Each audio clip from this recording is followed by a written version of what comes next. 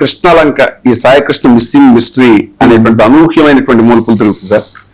జగన్మోహన్ రెడ్డి గారు సాయికృష్ణ కుటుంబాన్ని కలిశాక ప్రభుత్వంలో ఒక రకమైన కదలిక వచ్చింది. సిఐ నాగరాజ్ని సస్పెండ్ చేయడం జరిగింది, అతని మీద కేసు పెట్టారు. ఇవన్నీ చక్కచగా జరుగుతున్నాయి. ఈ పరిణామాలన్నింటినీ ఎలా చూడాలి? ఓ పక్క అతని మీద ఎఫ్ఐఆర్ కూడా నమోదైనటువంటి పరిస్థితి, ఇవాళ రేపు అరెస్ట్ చేస్తారు సిఐ నాగరాజ్ని అనేటువంటిది. అంటే ఎలా చూడాలి? ఇప్పుడు వాళ్ళ బాధిత కుటుంబానికి సంబంధించినటువంటి వాళ్ళు, వాళ్ళ బంధువులు వాళ్ళు వచ్చి సరే ఇప్పుడు మాకు నమ్మకం, సీఎం ని కూడా కలిశారు, చంద్రబాబు నాయుడు గారిని కలిశారు, ఆయన భరోసా ఇచ్చారు. ఇదంటే కూడా గద్దె రామ్మోహన్ ఇంటికి వెళ్ళిన తర్వాత, జగన్మోహన్ రెడ్డి గారు వెళ్ళొచ్చిన తర్వాత పరిణామాలన్నీ చాలా వేగంగా జరుగుతున్నాయి. అంటే ఇక్కడ గమనించాల్సింది ఏంటంటే, మనం చాలా ఒక వెరీ బ్రీఫ్ గా సంఘటన జరిగి ఇంచుమించు 4 రోజులు అవుతున్నటువంటి పరిస్థితి. ఎవరైతే ఇప్పుడు అదృశ్యమైనటువంటి వ్యక్తి ఉన్నాడో సాయికృష్ణ, తల్లి తనే స్వయంగా మీడియా ముందుకు వచ్చి తను ఎలా ఇంట్రీట్ చేయబడింది పోలీసులతో, ఎంతగా కాలికి బలపం కట్టుకొని ఎన్ని రకాలుగా తిరిగినా ఏం చేసినా కూడా, ఎప్పుడైతే ఈ సాక్ష్యాధారాలు కొద్దిగా ఒక్కొక్కటిగా బయటికి రావటం ఇదంతా అయిందో, ఇది నేషనల్ మీడియాకి కూడా పాకేటువంటి పరిస్థితి. ప్రతిపక్ష నాయకుడు జగన్మోహన్ రెడ్డి ఇన్వాల్వ్ కావటం, మాట్లాడటం, సిబిఐ ఎంక్వైరీ అని చెప్పని చేయటం, తర్వాత ఈ రోజు వాళ్ళు గురుమూర్తి గారు వీళ్ళంతా కూడా మన మానవ హక్కుల కమిషన్ కి వెళ్ళి ఢిల్లీలో అక్కడ ఫిర్యాదు చేసిన పరిస్థితి. సో ఇదంతా చూసుకుంటే మొత్తం ఈ ప్రభుత్వానికి చాలా అసలు అప్రదిష్ట తెచ్చేటువంటి పరిస్థితి ఉంటుంది జాతీయ స్థాయిలో దట్టు. ఎందుకంటే ఈయన ఎన్డీఏ కూటమిలో ఒక భాగస్వామిగా ఉన్నటువంటి పరిస్థితి కాబట్టి ఇది చాలా ఇది వచ్చే పరిస్థితి ఉందనేటువంటి దీంట్లో చక్క పావులు కదిపి వ్యూహాన్ని మార్చి ఒక్కసారిగా దాని మీద కదలిక అనేది వచ్చింది. ఇక్కడే నేను ఒక పాయింట్ చెప్పదలుచుకున్నా. ఎవరైతే ఈ పోలీసులు గడచిన కొంతకాలంగా ఆంధ్రప్రదేశ్ లో అసలు సాక్షాత్తు మీరే శిక్షలను అమలు చేస్తున్నటువంటి పరిస్థితి చాలా మామూలుగా కాదు.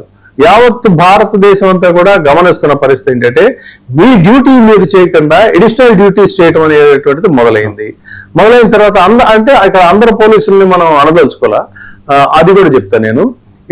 మీరు చాలా ఎక్కువగా పూసుకొని చేయటం, దానికి ఏంటంటే మనకి వెనకాల వీళ్ళ సపోర్ట్ ఉంది కదా, ప్రభుత్వం సపోర్ట్ ఉంది కదా అని చెప్పని మితిమీరినటువంటి అత్యుత్సాహంతో కొంతమంది ప్రవర్తిస్తున్నారు. మనం చూస్తున్నాం చాలా వీడియోలో, ఒక పార్టీ అధికారంలో ఉంటుంది, ఇంకో పార్టీ అధికారం కోల్పోయిన తర్వాత వాళ్ళు మళ్ళీ తిరిగి ఏదో రోజున అధికారంలోకి వస్తారు. తర్వాత ప్రజాప్రతినిధుల మధ్య ప్రజాస్వామ్యంలో ప్రజాప్రతినిధులుగా ఎన్నికైనటువంటి వాళ్ళు, తర్వాత పరాజితులైనటువంటి వాళ్ళు, మళ్ళీ క్రియాశీలకంగా పాలిటిక్స్ లో ఉండేటువంటి వాళ్ళు ఖచ్చితంగా ఒక గౌరవప్రదమైనటువంటి వ్యక్తులు. వాళ్ళందరూ కూడా ఉన్నత విద్యను అభ్యసించినటువంటి వాళ్ళు, వాళ్ళకి పబ్లిక్ ఒక ఇమేజ్ ఉన్నటువంటి వాళ్ళు వాళ్ళంతా.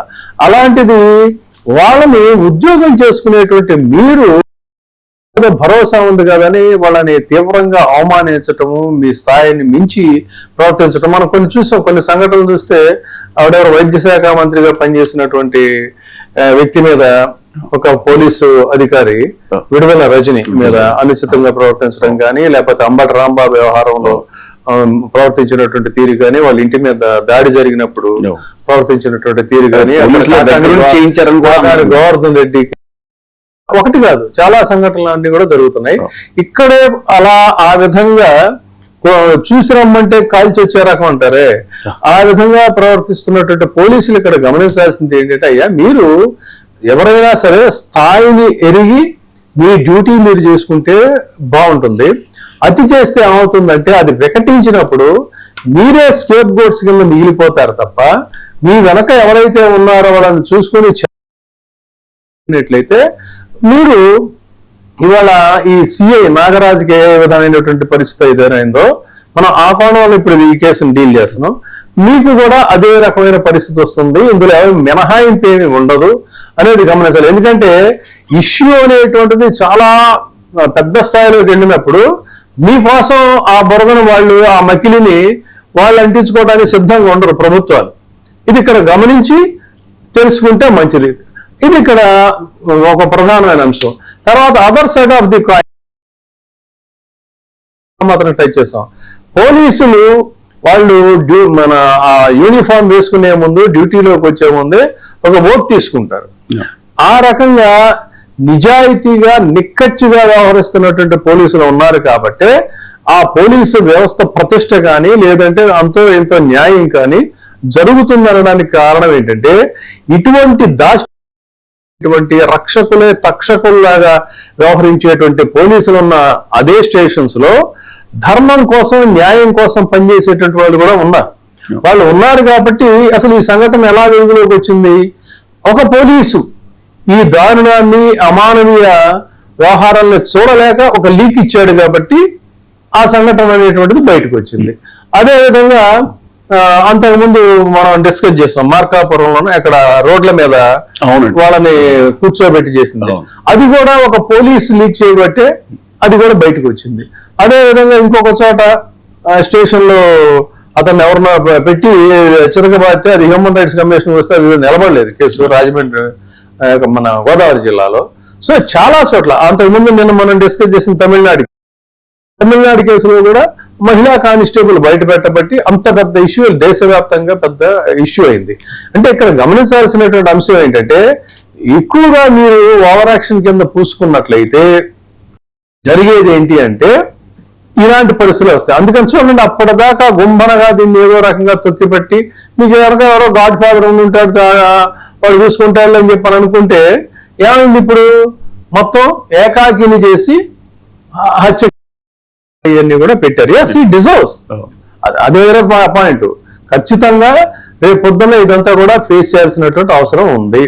కాబట్టి అయితే ఇక్కడ మిగతా పోలీసులు కూడా ఇకనైనా సరే ఈ పరిస్థితిని వాళ్లకు కూడా అన్వయించుకొని చేయాల్సిన డ్యూటీ కంటే అతిగా ప్రవర్తించినట్టయితే ఇలాంటి పరిస్థితులు వస్తాయనే వాస్తవాన్ని గ్రహిస్తే మంచిది. కాదన్నట్టయితే ప్రతి చోట మనం నిన్న ఒక రిటైర్డ్ హైకోర్టు జడ్జితో మాట్లాడాం. ఆయన ఒక చాలా వ్యాలిడ్ పాయింట్ చెప్పారు. ఏమని? నేరం అనేటువంటిది వాడు నేరస్తులు చేసినా లేకపోతే దాని నేరాలను అరికట్టే ముసుగులో ఉన్నటువంటి వాడు చేసిన ఆ నేరానికి ఏదో ఒక ఎలిబి అనేది ఉంటుంది. ఖచ్చితంగా ఏదో ఒక సమయంలో బయటకు వస్తుంది అనేటువంటి విషయం ఆయన చెప్పారు. అలాంటి సంగతి మనకంటే కూడా ఆ పోలీసులకి ఎక్కువ తెలుస్తుంది. కాబట్టి మీరు ఎక్కువగా ఓవర్ యాక్షన్ చేసినట్టయితే ఇలాంటి పరిస్థితులే వస్తాయి. ఇప్పుడు ఈ నాగరాజు ఒకడే కాదు, ఇతనితో పాటు ఆ పోలీస్ స్టేషన్ లో ఉన్నటువంటి వాళ్ళు ఎవరైతే ఈ నేరంలో భాగస్వాములు అయ్యారో అక్కడ కనుక ఇన్సిడెంట్ జరిగిందనేది నిజం టార్చర్ లో వాళ్ళందరి మీద కూడా ఈ ఛార్జెస్ అని ఇప్పుడు ఏంటంటే వాళ్ళందరూ నేరం చేశారని చెప్పండి including Nagaraju. But they are facing charges. ఈ ఛార్జెస్ ఎదుర్కొనేటువంటి వాళ్ళ యొక్క పరిస్థితి అయితే చాలా దారుణంగా ఉంటుంది, మామూలుగా ఉండదు.